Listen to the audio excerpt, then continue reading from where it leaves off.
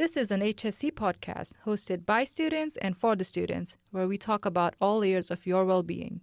The views and expressions said in this podcast episode belong solely to the guests of this episode. They do not represent one structure or population as a whole.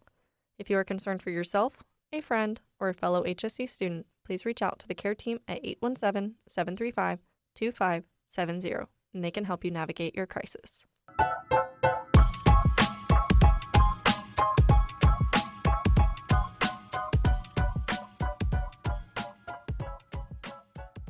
Welcome to Wellbeing Unlocked, a brand new HSC podcast from the Be Well team. I'm your host, Dhruvi Pradhan, a second-year student at the School of Public Health, and this is my co-host, Lauren Carter. Hi, I'm Lauren Carter. I am the Assistant Director of Be Well, and so essentially, I like to say that I am a bridge. I'm a bridge for the students, the faculty, and staff to ensure that well-being, emotional intelligence, and resiliency are integrated into the campus experience. And I have the luxury of working with Dhruvi. Welcome to the part 2 of the previous episode. This episode contains discussion of death. If that is a sensitive topic for you, you may want to skip ahead or avoid this episode. All right, Dr. Neelamegam, let's move on to your side of the spectrum. We looked at the student's perspective. Let's look at the faculty side, right? Could you provide some background on your own academic journey and professional experiences, particularly involving navigating new cultures? Well, I've had such a long, convoluted journey.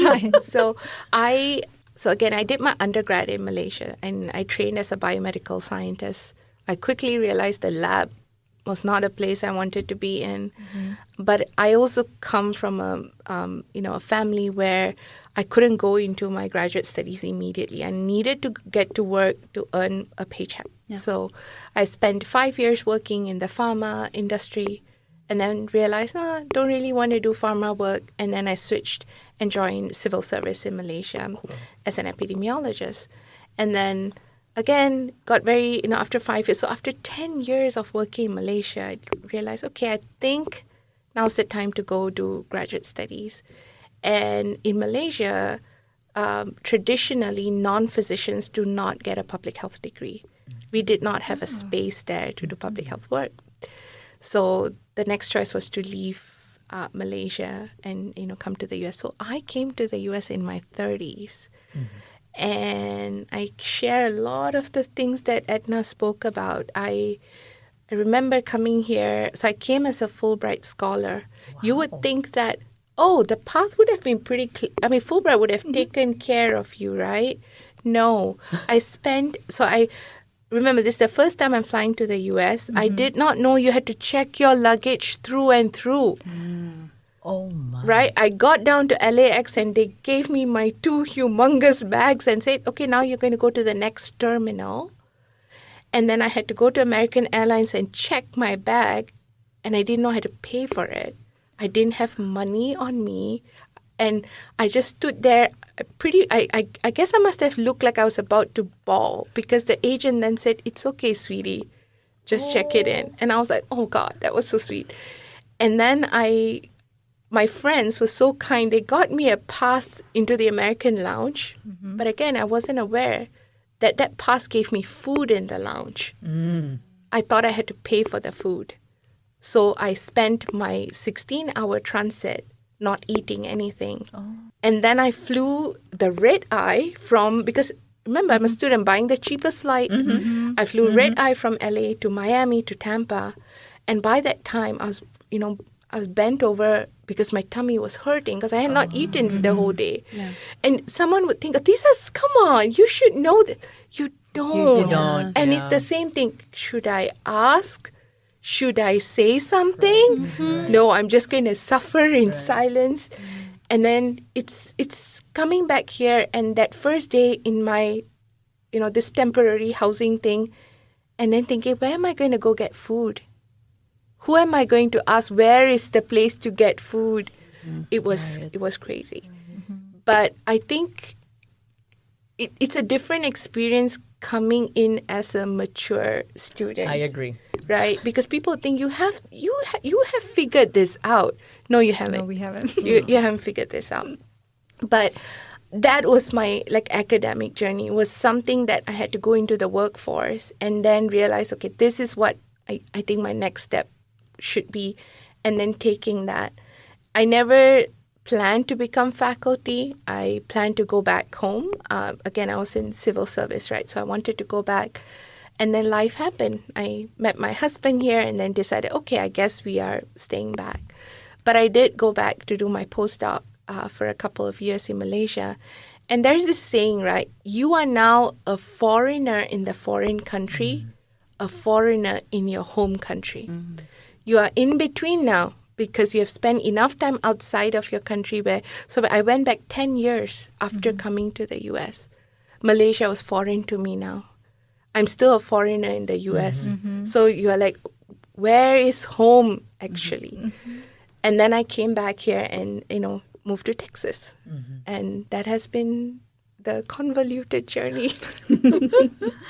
I agree with the part where you came in here where you are already a mature student. I also came in here in my mid-30s. I was 35, 36. And it's just different, right? Because you've already developed a sense of home. And then you're going to uproot yourself and then where am I? Yeah. Right, yeah. Oh, why am I doing this? Why am I doing this? That's the first question I had. Exactly. Right? Why am I doing this? I remember it was someone picked me up from the airport, thank God. And then it was someone from International Student me too. Organization. Yep. She was so kind. She gave me a pack of bread and peanut butter. Saved me that one day as I tried to figure out where I was going to eat.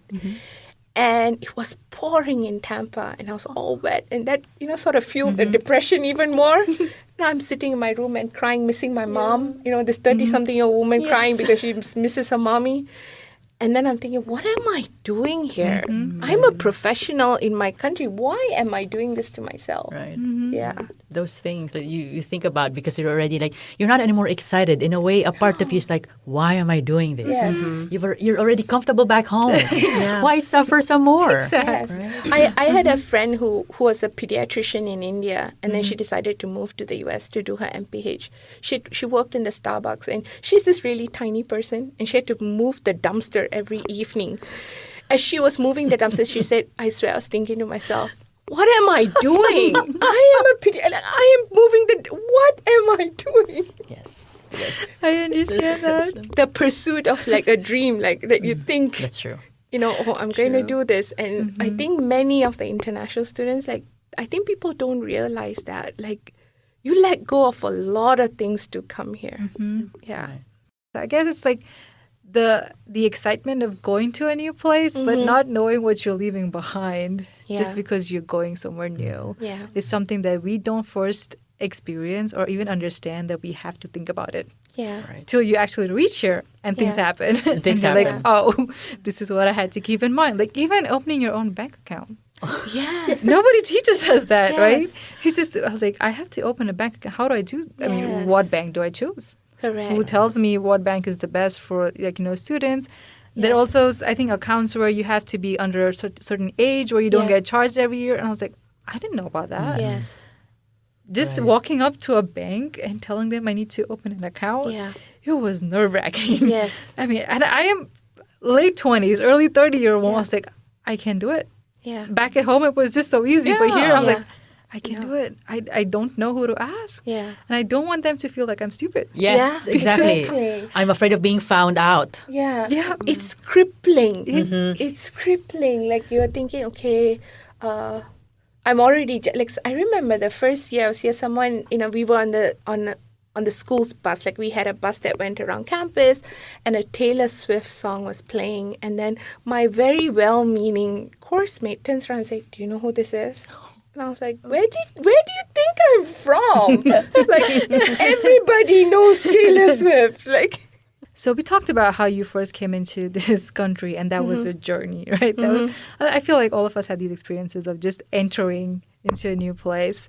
So now that you've gathered all these diverse perspectives, you've been to Malaysia, you've come here. How has that exposure to these different cultures back at home and here in the academic settings shaped your current research work or teaching methodologies? So in Malaysia, by teaching, the relationship between a teacher and a student is so formal. You never ask your teachers for help outside of what they are teaching. And then there's this hierarchy. There's this respect. And it's pretty much this is what is expected of you as a student, and you're going to do it. Your teacher's not going to understand the different perspective of like, oh, this is happening to me at home. I have a child. I have a chronic illness. Nothing of that sort is discussed. And teaching is done pretty much one way. Okay, I'm teaching you, you're going to learn. I don't want to know what everything else that's happening. This is the exam. There's no makeup. But spending time here, you realize that teaching, there's so much of mentorship in teaching. It is a relationship that you form with your student. It's truly about imparting what I know to you. And because I want to impart what I know to you, I'm going to find a pathway that works best for me to impart. And to do that, I have to understand, okay, if I teach you this way, do you get it? If not, okay, let me tweak it. As we are every semester I teach, I find myself tweaking based on who my audience is. That is a culture that I learned after coming here. There isn't this like, oh, I am the professor. You're going to listen to everything I say. I have students who would write to me and say, I can't submit this assignment. My child is sick. And I was like, yeah, sure. Because I asked myself, if you don't submit it by midnight today because you have a screaming child at home, does that mean you did not learn what I teach you?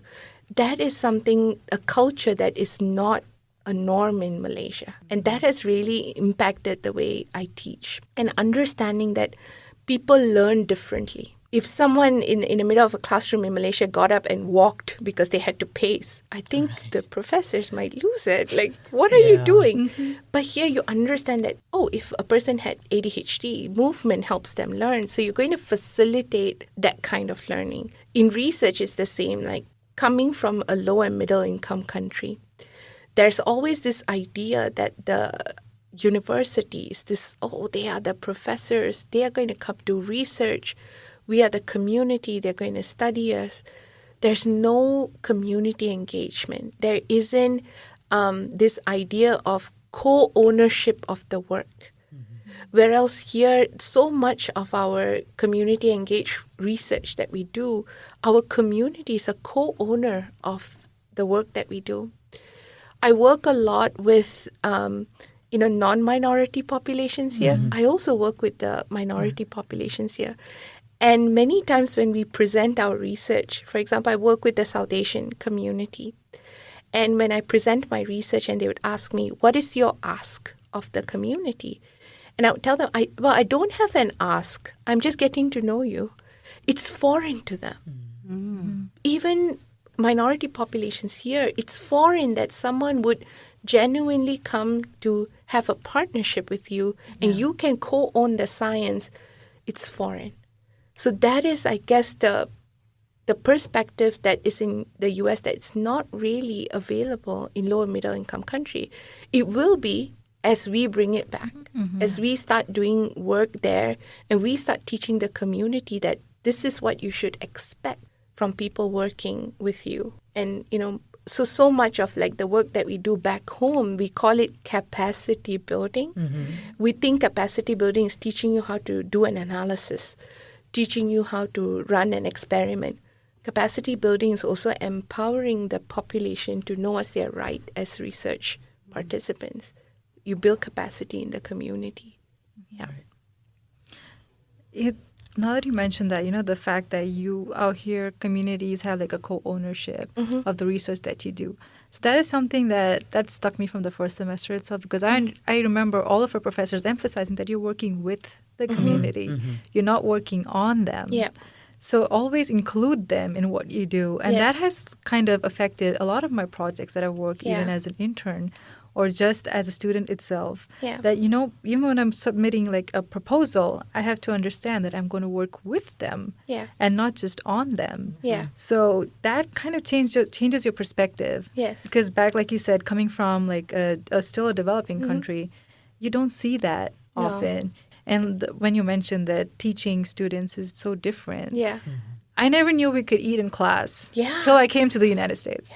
Because back home, it was like just forbidden. Can you imagine? No matter how hungry you are, no matter what time it is of the day, Right. Yeah. you sit and listen to your professor Yes. talk about whatever they're teaching you. Yes.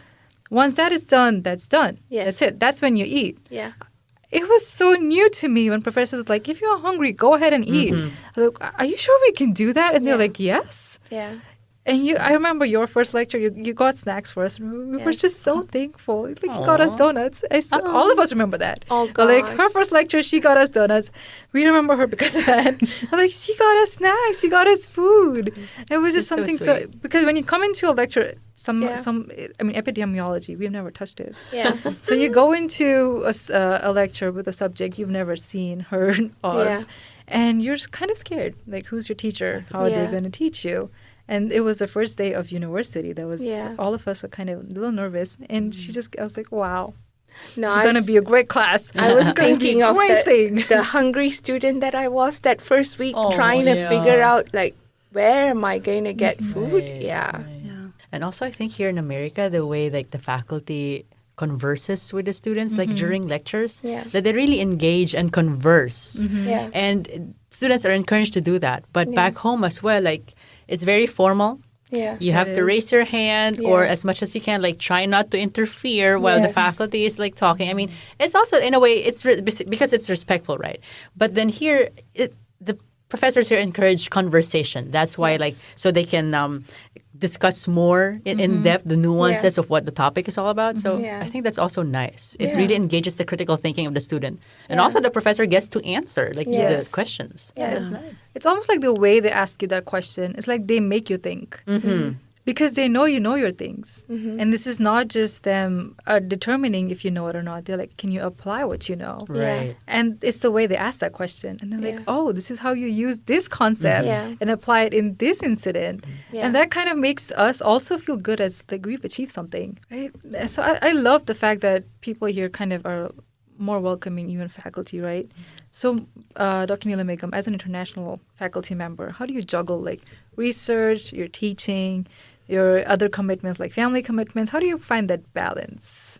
Oh gosh, that is a hard. I don't think I have a balance. I guess you have. So I see balance as not something where you have everything compartmentalized every day. Balance is something where maybe this is a season of research where my attention is going to go into research. This is a season of family. My attention has to go to my family. So I think allowing yourself to have that, you have to allow yourself to audit, because you have to like, okay, I'm trying this out. Let me audit. Is this working? It's not. Okay, let me tweak it. And something that works now may not work all the time. So you got to tweak it. And for example, family, if you have kids, when your kids are little, their needs are very different. And then when they're old, I can see that with my kid. Now, if he wants to watch something, he would say, do you want to work? He would ask me, do you want to work? Because for him, it's like, can you go now work? Let me go watch this. Which is like, oh, you don't need me anymore. But that's the difference. And also the idea of home, like what's a mom back home?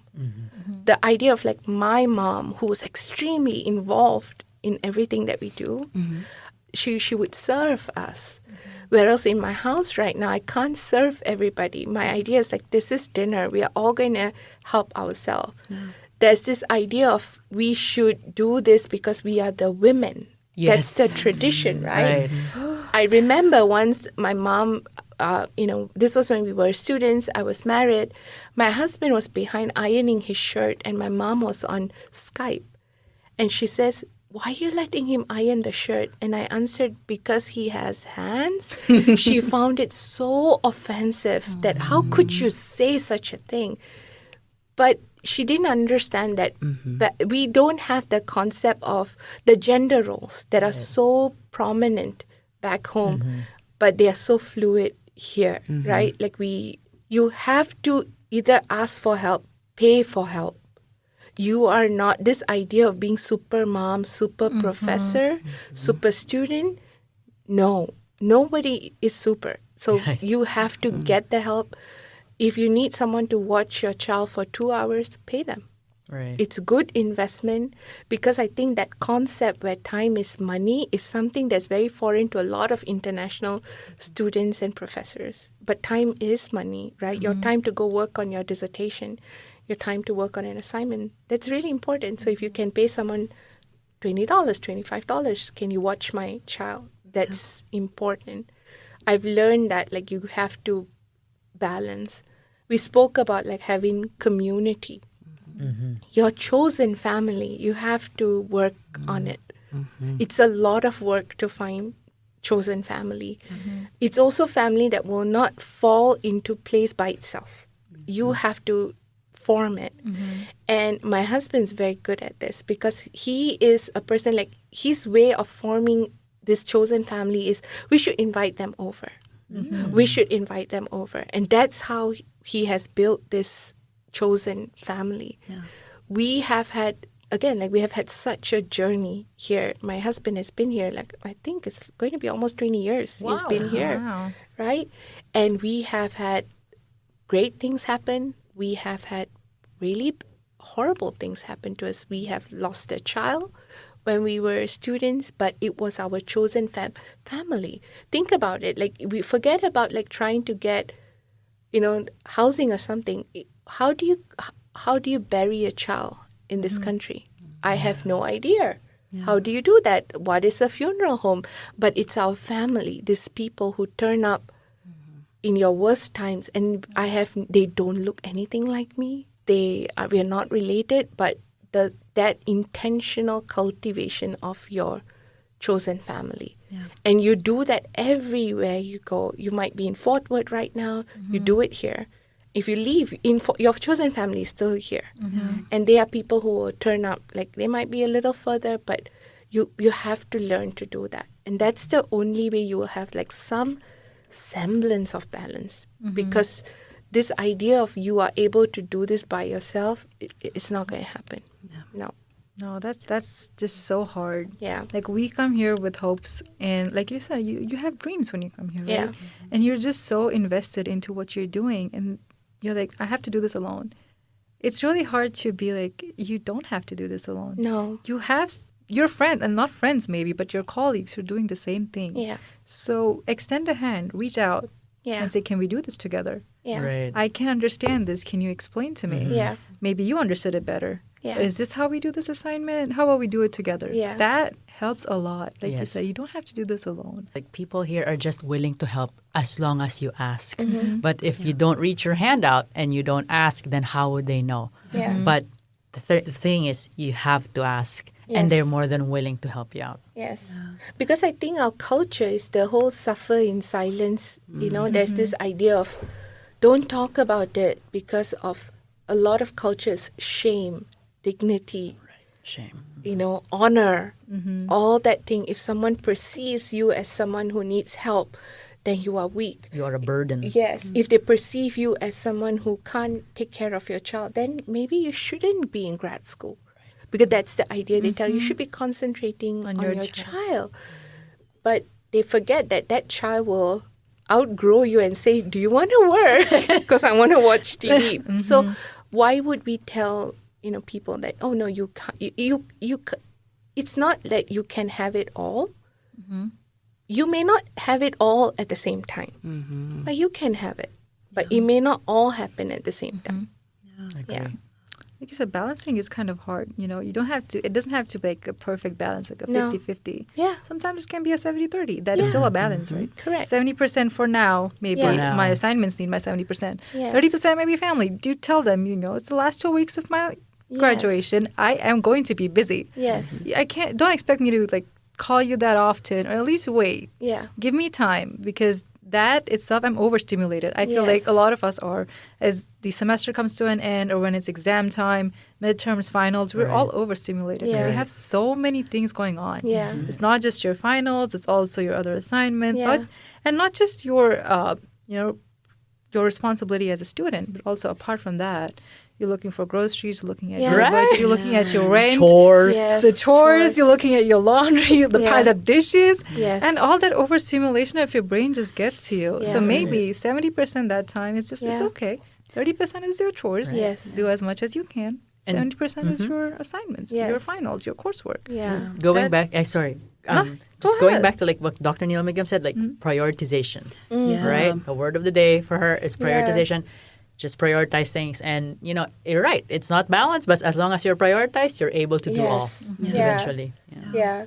My husband again, like he's really good at this because of like he was a physician in India and then left everything to come here and restart and took again such a convoluted journey to get there. Yeah.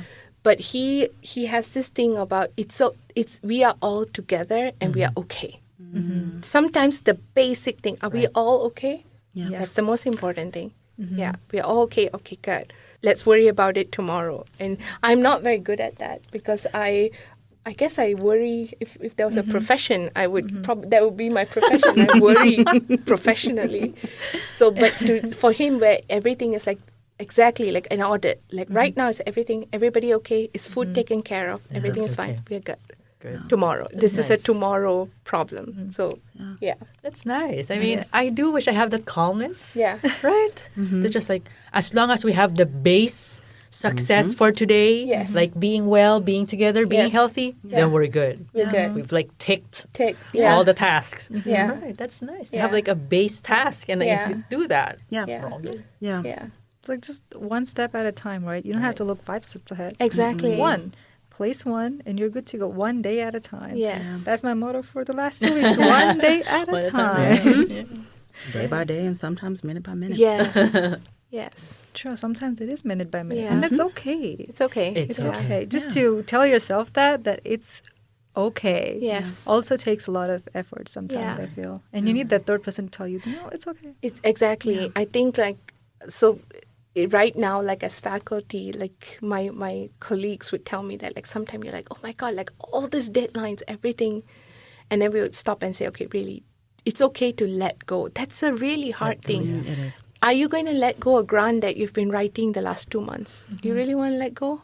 Yeah. No, you intentionally you don't want to, but you need a third person to say, no, I think it's time to step away from it. Recently, I was on a project that was causing me so much of stress. I didn't realize I woke up with my jaw hurting. My jaw was hurting. And I realized I was grinding my teeth and that it was causing me that much of stress. And again, my husband was like, what would stress you out after all these years? This has never happened. Like, what new stress is causing it? But it was an addition, like overburden of a project. And then trying to have this discussion with your friends and then deciding. You need that third person to say, it's okay to let go. Yeah. Because it helps you not feel like a quitter. Like another Right. person's telling you got to let go. Yeah. So I think you need that, like an accountability partner. Yeah, someone who can help you. Yeah. And like taking a few steps back, you said you realized that it was stressing you out. Again, it was that self-awareness as well. Yes. Yeah. That Yeah. you were grinding your teeth and like it was something out of the ordinary that you noticed. Yeah. And I think that's great. Again, being highly self-aware. Yes. Yeah. And it's hard to be self-aware when you are, everything is new. Yeah. Yeah. And everything and everywhere all at once. Right? Like just like the movie. Just like the movie, everything everywhere all at Yes. once. Yes. But you're right. Just also trying to understand the signs that your body is giving you. Yes. That's a new one. Yeah. I didn't know that. Yes. For me, when I was back at home, I never realized that. No. But out here, when you come here, you're all like, I never did that before. Yeah. Why is that happening to me now? And just understanding that those signs are your body telling you, take a break. Yeah. You're stressed. Yeah. You're overwhelmed. Either talk to somebody Yeah. if you cannot deal with it on your own. Yeah. Reach out to someone or do something that just makes you step away from it. Yeah. 5 minutes of your Yeah. time. You can do something else. Yeah. Do not sit there trying to overthink that I have to finish this today. Yeah. 5 minutes is not going to No. take it away from Yeah. you. Yeah. I think when we came all here, because like being international, like I think our amygdala was like, at like its edge, like okay, I have to like survive. Yes. How do we do this? Like, Yeah. Actually, it's true. Like your body is in survival mode. It really is. Yeah. No, when you were saying that, I was thinking about like going from survival to thriving. Yes. Like, or surviving to thriving. Yeah. Like when you have so much on your plate Yeah. and you're trying to navigate it all while also learning new things all at the same time. Right. your body is going to naturally be overstimulated, but it's going to start sending you signs in ways that may be unfamiliar. Yeah. And so once you get to that point to where you're like, okay, I'm surviving, I got this, I'm good. How do you then go to the next step of thriving? Yeah. Because thriving can also be unfamiliar. You can be in Right. survival mode for so long to where you're like, oh, this is normal, I got it. Like, Yeah. surviving, cool. This time of the year is stressful mid-semester. I'm going to have X, Y, and Z symptoms that show up in my body. Yeah. I know what to do to kind of level it out, but Yeah. this is going to happen. But then when you come out of that and you're in a new season and you're like, What is wait, this? what's happening? Yeah. Yeah. Like, I have a lot to unpack right now. Yes. So, yeah, like it's a lot. This is Yeah. unfamiliar territory. Yes. Yeah, Yeah. But I guess it's like a signal of growth, right? Yeah. absolutely. Yep. Absolutely. And But the it's growth exciting. is uncomfortable. And I Right. think that's something that there's a misconception around, one, growth, two, what thriving is, right? Because you accomplish these goals and you're like, I'm supposed to feel like this. What happens when you don't? Yeah. But you're still acknowledging, like, I've grown so much, but it's uncomfortable. Yeah. It feels weird. It doesn't feel like I thought it was going to feel. Yeah. What's happening here? Yeah. And I think that's where you have so many different outlets that you can talk to. Like, I love that you said chosen family, because I do think, yes, we come into this world with a family, but it's that chosen family too that I don't think gets enough credit, where there are things that you go through Right. and grow through together that truly allows you to see, like, man, life might have been hard there, but I've grown through so much, and Yeah. I've grown through these things with these people that I can truly call my people Yeah. and my family. And even if it feels unfamiliar, I can talk to them about that. I can say, I thought it was going to feel like this. Yeah. It doesn't. Have you ever gone through that? And you may find through those conversations, like, yeah, me too. Like, I Yes. thought when I was done, it was going to be like X, Y, and Z. Yeah. And they're like, it wasn't. It was. Yeah. Yeah. So what did you do? And you get to explore that experience together, but it gives you that outlet to have that exposure piece where you get to go through those different stages of life with people where you still get to figure it out.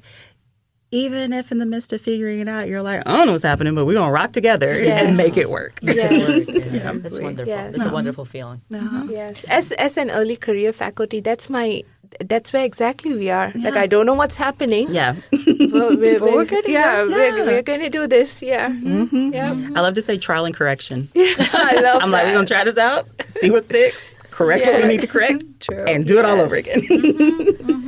Just like a quick going back on the survival and the surviving and the thriving. I came in this program without any knowledge of epi and pub. It was really a struggle in my first year. Yeah. I was struggling with culture shock, with being away from family and my husband, and I was struggling with all these epi concepts. Seriously, first year, 2021, and now 2024. I look back and said, give me an article and I can critique it. Yeah. Give me a data set and I can run it in R. Wow, man. Like, Yeah. wow. Like 2021, 2024, look at the progress. And like, Yes. and I'm so much enjoying it. That's the thing. So like, Yeah.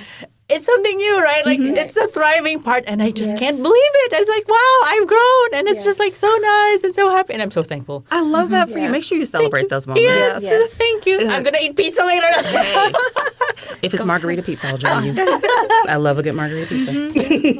So it's amazing. So Yeah. and I credit all the mentors, advisors, and my colleagues like who helped me really, build this up. And you know what Snoop Dogg would say? Most of all, I like to thank me. I'd like to thank me. Oh, Yes. I love it. Love that. I love that. I love But yeah, also that we talked about like forming chosen families and that how it takes a while to do that, right? You know, something that I've known that has helped me, like sometimes you say you need that third person to validate, right? So that would be the care team for me. I've done that. Nice. And it was just, Alex was just so good. She's like, girl, you got this. And that was it. Yeah. That one sentence, you got this, Yeah. was all to make me feel better. I'm like, Yeah. yes. Yeah. She's like, you have achieved so much. Yes. Why don't you look at that? Yeah. And then I've got mentors. I've got my supervisor here, right here with me, co-hosting. And she knows. So this is the thing with us. I don't know how that happens, but whenever I feel like I doubt myself or I'm not going through a good time, I receive a text from her and she's like, how are you doing? It's always. I was like, how do you know? Yeah. She's like, I just felt like I had to ask you how you're doing. Yeah. Just checking in. I'm like, you were on my spirit. I was like, I just don't know how you do How it. are you today? I received a team. I was like, you know what? We need to meet. Nice. And that's when it happens. I was like, you form those connections over time, but also there are resources on campus Yeah. that do it for you. Yeah. It just at least help you navigate if you Yeah. think that it's really hard for you Yeah. initially. And also one of the best things that I found on campus was the pantry. Yeah. Oh, yes. I was like you said, it was just so new. I didn't know where to go for groceries. Yes. Also, the fact that there's no Walmart close by to where I Yes. stay, don't have a car, Yes. no Target close by. If you're Yes. walking, it takes 25 minutes to walk back and forth. With groceries, Yes. it's a pain. Yes. Didn't know Walmart had an app that you had to pay for to get it delivered. So I was like, well, what do we do? And we had that. They're like, this is a resource on campus. We have the pantry. I was like, we have the what? Yeah. Food for you. Yeah. Even if it's just the basics, you can Yeah. survive. Yes, very And much. I appreciate that so much. Yes. I've worked with the office, so I know how much all Yeah. these new ideas we come up with just so that students feel, Yeah. that we're helping them. Yeah. It's like, I love that. Yeah. Clothes closet. I was like, I didn't know. A lot of my clothes that I used for my conferences, I was like, Yeah. it was a last minute conference. Yeah. I didn't even know I was going. Yeah. Who's going to go buy clothes? Yeah. It's right here on campus. And I was like, we appreciate that so much. Yes. And sometimes we're not able to tell that, but Yeah. for students who are international, just to know Yeah. that there is something on campus. Yeah. There are people on campus, Yeah. resources on campus Right. that will make sure that I am not starving, Yeah. that I am well fed, Yeah. and if my mental health is not good, Yeah. I can talk to people. Yeah. Right. I guess that is something that I really appreciate being in the United States Yeah. as well, because I don't think we have that No. back home. Tell me which Pantry. university. I was like, No. which university gives you food? Exactly. Has a pantry. Yes. Do tell. I told it to my mom. I was like, Mom, guess what? Yeah. Our university has a pantry. I don't have to worry about food Yeah. at least for a week Yeah. till I know where I'm getting my groceries from every Yes. month.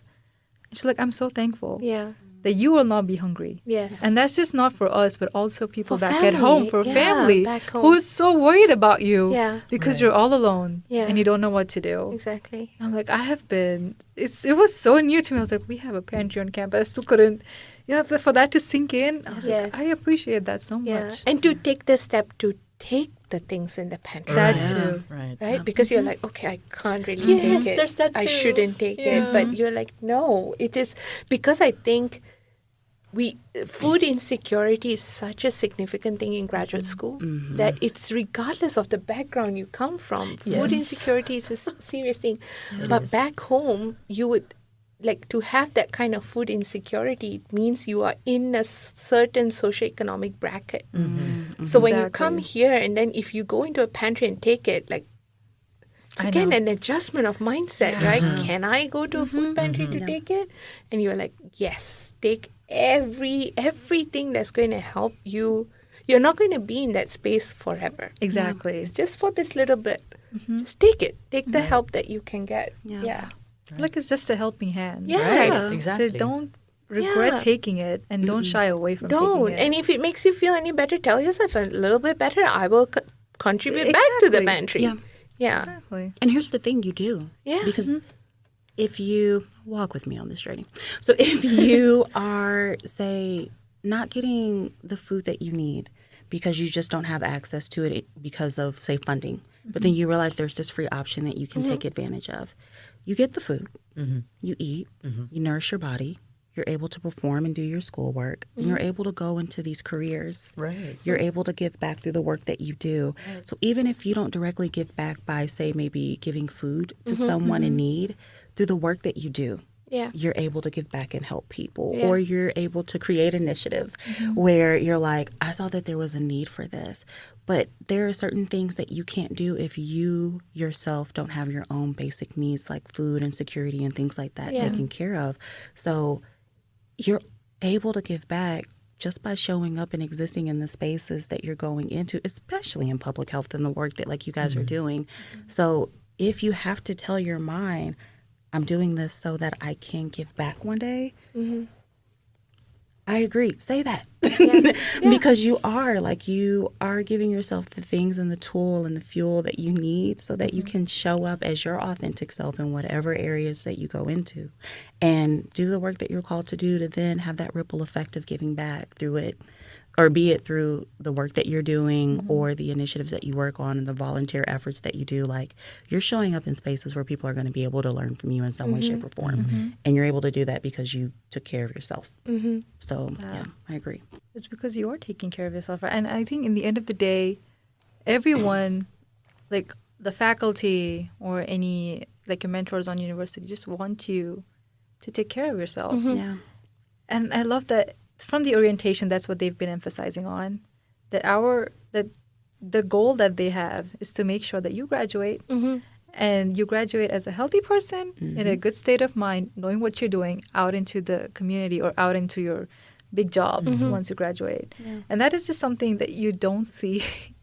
Again, I come back to this. You just don't see it back home. Yes. It's just so new. Yes. And to just also experience something that is so, where you experience the freedom of just expressing your views as well. Yes. There's something so foreign to some students that you don't utilize it. Yeah. And it kind of makes you feel like you're a burden in a way, where you don't know if you can say it, even though you have the freedom to say it. Yeah. So it kind of also gets to you, right? Once all of this is like just comes into you together. Okay, last question, Dr. Neelamegam. You said that, you mentioned about interdisciplinary collaborations, right? With, say, out of campus, on campus. So how have you, cultivated these partnerships and extended those networks within and beyond, like, your role as a faculty? So I guess to think about it from like networks back home to networks around here, I truly believe you should never burn a bridge. Every time you are moving through this journey in your career or your student life, your course mate would be your colleague in the future. Every one of us are colleagues. My students are my future colleagues. My doctoral students could be my future collaborators. Never burn that bridge with anybody. So it's like back home, my mentors in Malaysia, they're still my mentors. My collaborators in Malaysia, I meet with my Malaysian PI for my postdoc bi-weekly every Thursday evening. We go on Zoom and we chat. Sometimes I'm thinking about this, what do you think about? Like, she would share her thoughts. Sometimes she would think, okay, how does NIH work? And she would ask me, okay, can you share, what you're doing? But that time doesn't come from work time. So again, carving out time to have these relationships, and you have to invest in them. It cannot be one way journey. It's like you have to give and take at the same time. If it's within here, it's finding. Someone said this very nicely. You never start with an ask. Never go into just like how you wouldn't start a relationship with, hey, you there, can you give me this? You wouldn't do that, right? So start by, I always approach someone, especially a community person, by asking them, this is my expertise. Is there anything here that you think would help you? And then, okay, I'm an epidemiologist. I can analyze data and everything. Is there something that you need that I could help you with? That builds your relationship with your community partners. Seeing everybody as somebody that could potentially be your collaborator in the future is how you would cultivate these relationships. And it's not like you're using somebody and then they're done and you're moving. You never move on. It is such a small circle. Like, even the global health work that we do is such a small circle that everybody knows everyone. Every step of the way, someone has guided me and opened the door for me. It's never like, oh, I'm so awesome, look at where I ended up. It's always a mentor who would say, hey, do you want to work with Malinee? She's a great person to work with. They have opened those doors for me. But it's also being very cognizant that you sometimes have to open the door for other people. You have to turn up at places and hold space when it's very uncomfortable, because people don't know, like, they might have like a preconceived idea of what a Malaysian person is like to work with. But you, even however uncomfortable it is to turn up in those spaces and say, well, this is my culture, this is who I am. Okay, let me tell you about it. But you have to put yourself in there. I think someone was saying that, like, if there is no place for you at the table, pull a chair, right? Pull a chair and find that when you are moving, do that to the next person. If you are an international student and you've gone through this journey, do it for the next person who's coming into this space. Right. If you are a faculty member, if there's a new person transitioning, someone who looks like you, or hold that space and bring them here. I think students, like you need to be very aware that you look at how magnificent you are. You studied in another language. Yeah. This is not your first language. To come to a completely foreign space, to study here, to succeed here, to get a career here, how many people can do that? You should not forget. You should never forget that this is not so you should like pat yourself in the back, like, so the next thing that comes up to realize, like, hey, this is your journey. You have done this. You are a tough cookie, right? You have come this far. You can do that. But you have to impart this to the next person who comes. Absolutely. Because remember, you didn't know that the first week when you were crying for your mommy. You didn't know that. Yeah. But I think we forget that people need to see people who look like us in those spaces. Because or else it will always be like what we see on the TV. This is what an American professor looks like. And then that's the, like, you by turning up, by being there, you are holding space, and that's a very privileged position to have. Well, how you said the students should pat themselves on the back. Yeah. You've done so much. Yes. Do not underplay that. And most of us do that. Yeah. Whatever you're doing, even if it's just for internship, even if it's just to help. Yeah. It's a big thing. Why do you underplay yourself Yeah. so much? I was like, that's just how we've grown up. Yeah. I think it's a cultural thing. It's a right? cultural Because where we thing. come from, Yeah. if you put yourself on a pedestal, or like if you don't underplay, like, hey, these are my achievements, you would be seen as someone arrogant and Yeah. someone bragging. Yeah, that humble brag. Yeah. But then I guess here in America, it's different. Like, people are actually like appreciative of what Yeah. you've done, and don't be shy to, like, Yeah. show them, say Yeah. them. Exactly. to At least people. tell them. At least tell Yeah. them. Yeah. that what you've done is good. And I appreciate what you've done. Yeah. And we don't see that often. No. I mean, imagine, like, it's not stepping out of your comfort zone. You blew it open, right? You left it. Imagine being like practicing in your country and then deciding, you know what, I'm going to go to the other side of the world and then I'm going to start from scratch.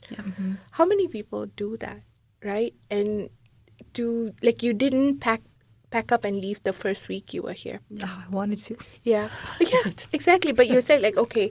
And I think even if you don't, like, say it out, you need to say it to yourself. Yeah. You need to know that's your worth. Like, that's how worthy you are. You blew it out to come out here and to do it. But to understand that it's difficult. If you can do this, you can do a lot of things.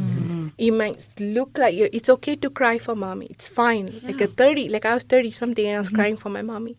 It's fine. Yeah. But you're like, okay, I'm going to cry everything. I'm going to pat myself. Okay, let's move on then. Yeah. Right? So there's no shame in crying. There's no shame in asking for help. There's no, like, I have no regrets. No, I think I have, like, plenty. Like, I was like, yeah, it's okay to have regrets. There's no life without regrets. Yeah. But, just to understand, like, to look back and see where you've come from. Yeah. Wow, if you can do this, like, if you spend 2 years here, learning skills you did not have, being taught with people with so many different accents, and you're like, what is that person saying? Like, what are they talking about? Understanding different cultures, surviving food, questioning your identity every day, because you are now evolving, but yourself will not let you yourself will not let yourself evolve, right? Because you're holding, I need to feel this way. I need to value this, but you are evolving. But to be able to like break that and say, okay, I've changed now. This is not my value. This is my new value system. That's it. Like, how many people get to do that in their lives? Like, that's amazing. Yeah. What guidance would you offer other fellow international scholars, like especially those who are in public health, who aspire to like build careers while also navigating and adjusting their works abroad, like, you know, in a new country? I think understand, like observe. Be very observant. You're in a new culture, right? The best way to understand norms is to be observant of norms, to teach yourself to understand different perspectives, because you have been brought up with a completely different value system than the system you're in right now.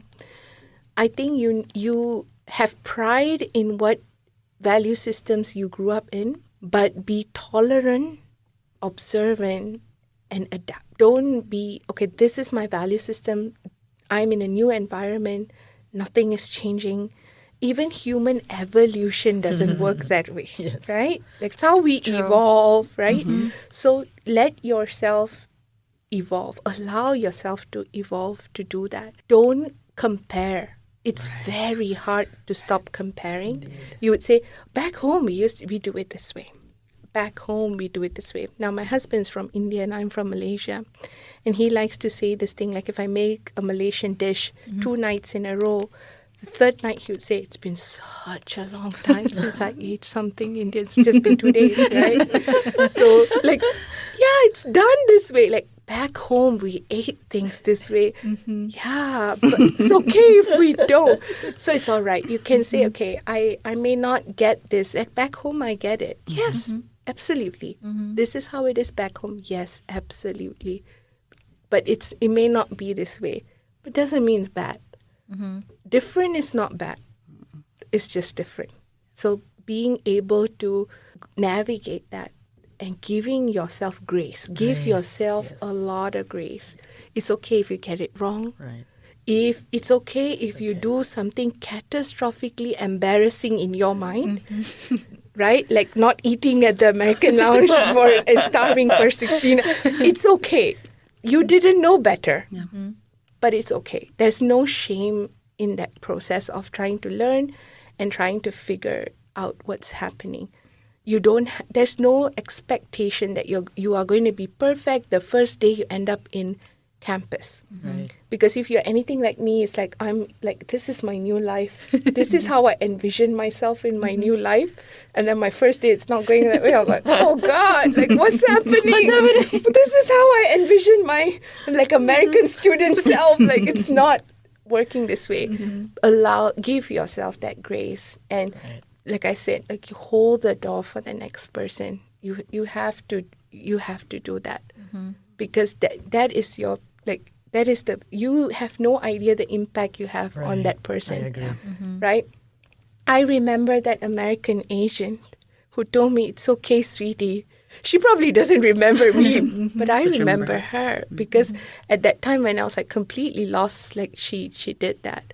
So, take, but give as well. Yeah. I love that. I love when you say take but give as well. And also when you mentioned right now while talking that don't give yourself shame for a time that you didn't know any better. Yeah. It was, you were still young. Yeah. You were exploring. Yeah. And you don't need to feel ashamed or embarrassed about that. Yeah. I just read that on Instagram today. I was like, ooh, it clicked. Yeah. I was like, wow. We actually kind of mentioned it, even if it's just passing, but that kind of did impact me. That was my thought for today. Yeah. I was like, do not put shame on yourself for a time that you did not know any better. No. It's okay. You've evolved as a person after that. Yeah. You've grown with people. You've grown as an individual with the help of people. And you're in that place maybe because of what you did then. Yeah. Right. So don't regret what has happened before in your life and be like, I was stupid. I was like, everyone is at some point in life. Yeah. Even if it's not when they're 18, maybe 40. People at 40 are also like, I'm doing this every day. I'm doing it every day. I'm messing one part of it. Like, I was like, we're just humans. It's okay to make mistakes. Yeah. And just to put that pressure on you, like, like you said, first day, it was so bad. Yeah, I mean, sometimes I'm like, ooh, I don't know what happened today, but that was not what I thought would happen. Yeah. But it's okay. Right. Yeah. Right? Just to be like, it doesn't have to be a set way. Yeah. Things change Yeah. and you just adapt. Give Yeah. yourself grace. Give Yeah. yourself Yeah. grace. Yeah. I love that. I was like, if anything you take away from this episode, remember, give yourself grace. Yeah. Because that version of you had to go through those experiences so that you could be the version that you are today. Yes. I love that. Yeah. So everything that you're learning along the way, it's like that past version of you is why you're here today Yeah. in this version of you. Without those experiences, the things that you might feel some shame about, like if you hadn't gone through that, you wouldn't be who you are today. Yeah. So Like my parents, for example, they always tell me that your education as a dentist is a waste. I was like, it's never a waste. Those 5 years I learned is education for me. I may not be practicing, but I know what to do for myself and I know what to do for my family.